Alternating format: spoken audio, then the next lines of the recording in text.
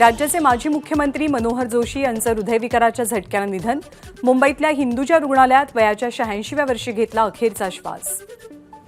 मनोहर जोशी यांचं पार्थिव अंतिम दर्शनासाठी माटुंगा इथल्या रुपारेल कॉलेजजवळच्या त्यांच्या सध्याच्या निवासस्थानी नेलं जाईल। दुपारी 2 नंतर अंत्ययात्रेला सुरुवात होईल। मनोहर जोशींच्या निधनानंतर उद्धव ठाकरेंचा बुलढाणा दौरा रद्द। उद्धव ठाकरे मनोहर जोशी यांच्या अंत्ययात्रेमध्ये सहभागी होणार। मनोहर जोशी यांच्या निधनानं महाराष्ट्राच्या राजकारणाचा सुसंस्कृत चेहरा हरवला। मराठी माणसाबद्दल मनापासून तळमळ असलेला नेता आपण गमावला। मनोहर जोशी यांच्या निधनाबद्दल नितीन गडकरींची प्रतिक्रिया। अखेरच्या श्वासापर्यंत शिवसैनिक म्हणून जगलेले मनोहर जोशी यांना विनम्र श्रद्धांजली। ठाकरे गटाचे खासदार संजय राऊतांकडनं एक पोस्ट शेअर करत मनोहर जोशी सरांप्रती आदरांजली। महाराष्ट्राचा कोहिनूर आज पहाटे हरपला। परमेश्वर माजी मुख्यमंत्री माजी लोकसभा सभापती मनोहर जोशी सरांच्या आत्म्याला शांती देवो। विरोधी पक्षनेते अंबादास दानवे यांनी व्यक्त केल्या भावना। महाराष्ट्राचे माजी मुख्यमंत्री मनोहर जोशी यांच्या निधनाचं वृत्त अत्यंत दुःखद। त्यांच्याशी आपला वैयक्तिक ऋणानुबंध होता। राजकीय सामाजिक क्षेत्रात त्यांचं योगदान कधीही विस्मरणात जाणार नाही। उपमुख्यमंत्री देवेंद्र फडणवीसांची श्रद्धांजली। राजकारणातील एक सुजाण आणि सुसंस्कृत नेतृत्व काळाच्या पडद्याआड। मनोहर जोशी यांच्या निधनामुळे महाराष्ट्राची मोठी हानी। एक्सवरती पोस्ट शेअर करत अशोक चव्हाणांकडनं श्रद्धांजली। 27 फेब्रुवारीला पंतप्रधान नरेंद्र मोदी महाराष्ट्र दौऱ्यावर। यवतमाळमध्ये विकास कामांचं उद्घाटन करणार। पंतप्रधान मोदींच्या यवतमाळ दौऱ्यात जवळपास 1 ते 1.5 लाख बचत गटाच्या महिलांना ते संबोधित करतील। या पार्श्वभूमीवर प्रशासनाकडनं जोरदार तयारीला सुरुवात। रेल्वे मंत्री अश्विनी वैष्णवही मुंबई दौऱ्यावर। मुंबईतील बुलेट ट्रेन प्रकल्पाची पाहणी करणार। विक्रोळीमधील भुयारी मार्ग आणि बीकेसीमधील स्थानक निर्माण कार्याला भेट देणार। राज ठाकरेंचा आज आणि उद्या कल्याण डोंबिवली दौरा। लोकसभा मतदारसंघातल्या कार्यकर्त्यांशी संवाद साधणार। भाजपचे खासदार अशोक चव्हाण आज नांदेडमध्ये। भाजपत प्रवेश केल्यावरती पहिल्यांदाच नांदेडमध्ये परत जाणार। भाजप नेते आणि पदाधिकाऱ्यांचं मोठ्या संख्येनं स्वागतासाठी उपस्थित राहण्याचं कार्यकर्त्यांना आवाहन। गोखले पुलाची एक मार्गिका मार्च अखेरपर्यंत खुली होणार। सपाटीकरणासह तांत्रिक कामांना सुरुवात।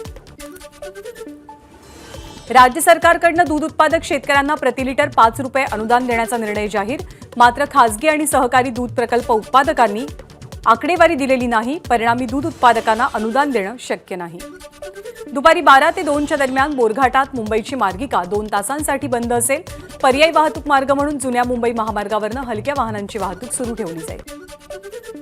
मीरा भाईंदरला होणारा एमआयडीसीचा पाणी पुरवठा 24 तासांसाठी दुरुस्तीच्या कामामुळे बंद। परिणामी नागरिकांना 2 ते 3 दिवस पाणी टंचाईला सामोरं जावं लागेल। शरद पवार यांच्या गटाला तुतारी चिन्ह प्रदान। लोकसभा निवडणूक तुतारी चिन्हावरती लढवावी लागेल। अमित शहांसोबत झालेल्या बैठकीत 2.5 वर्ष मुख्यमंत्रीपदाचा फॉर्म्युला निश्चित झालेला होता। भाजपनं शब्द मोडला, आपण शब्द मोडणाऱ्यांमधले नाही। उद्धव ठाकरेंचा हल्लाबोल। मोदींच्या मागे फक्त शिवसेना प्रमुख उभे होते। आज तेच आपली शिवसेना संपायला निघाले। ज्यांनी यांचं नाव पंतप्रधान पदासाठी सुचवलं त्या राजनाथ सिंग यांना सुद्धा आता हे बाजूला करतायत। उद्धव ठाकरेंचा मोदींना टोला। राहुल गांधींची शरद पवार आणि उद्धव ठाकरे यांच्यासोबत फोनवरनं चर्चा। लोकसभेच्या जागावाटपासंदर्भात चर्चा झाल्याची सूत्रांची माहिती। शरद पवार आणि राहुल गांधी यांच्यात चर्चा। महाराष्ट्रातील लोकसभा निवडणुकांचा पेच लवकरात लवकर सोडवला जाईल। प्रदेशाध्यक्ष जयंत पाटलांची माहिती। 27 किंवा 28 फेब्रुवारीपर्यंत आघाडीच्या जागावाटपाचं चित्र स्पष्ट होईल। पुण्यामध्ये 24 तारखेला महाविकास आघाडीकडनं सभेचं आयोजन। मुंबईमध्ये 3 जागा मिळाव्यात। राज्य निवड समितीच्या बैठकीत काँग्रेसची मागणी। दक्षिण मध्य, उत्तर पश्चिम आणि उत्तर मध्य या जागा लढवण्यासाठी काँग्रेस इच्छुक। महायुतीचे जागावाटप दिल्लीमध्ये अमित शहांच्या उपस्थितीत पार पडेल। प्रदेशाध्यक्ष सुनील तटकरेंची माहिती। आमदार झिशान सिद्दीकी काँग्रेस सोडण्याच्या मार्गावर। काँग्रेसला आपली गरज नसेल तर आपल्यालाही इतर पर्याय शोधावे लागतील। झिशान सिद्दीकींची एबीपी माझाशी बोलताना प्रतिक्रिया। युवक काँग्रेसमध्ये सर्वाधिक धार्मिक भेदाभेद होतोय। युवक काँग्रेसच्या अध्यक्षपदी आल्यावरती आपण मुस्लिम असल्यामुळे आपल्याला प्रचंड त्रास दिला गेला। झिशान सिद्दीकींचा गंभीर आरोप। महायुतीच्या जागावाटपाबाबत अद्याप चर्चा नाही। आधी जागांचा आढावा घेतला जाईल आणि मगच दावा करू। सुनील तटकरेंची माहिती। प्रचारानिमित्त भिगवणमध्ये आपण पहिल्यांदाच आलो आहोत. आता भिगवणमधल्या नागरिकांच्या भेटी वारंवार घ्याव्या लागतील. लोकसभा निवडणुकीच्या पार्श्वभूमीवर सुनेत्रा पवारांचं सूचक वक्तव्य. बारामतीच्या ताई नुसत्या व्हिडिओ शेअर करतात, लोकांचे काम करतानाचे व्हिडिओ टाकतात, त्यात तुमचं योगदान काय?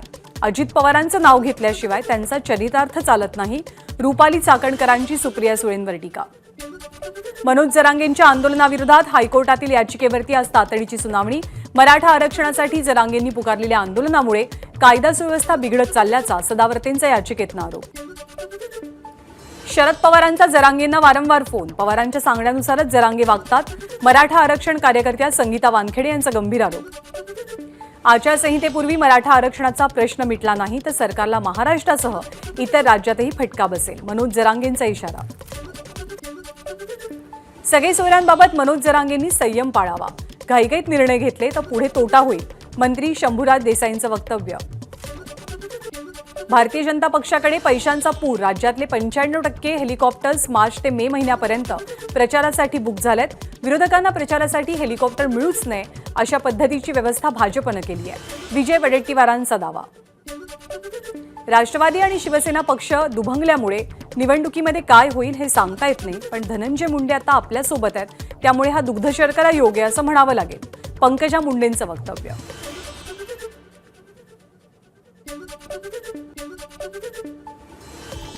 संजय राऊतांनी शिवसेनेचा सत्यानाश केला.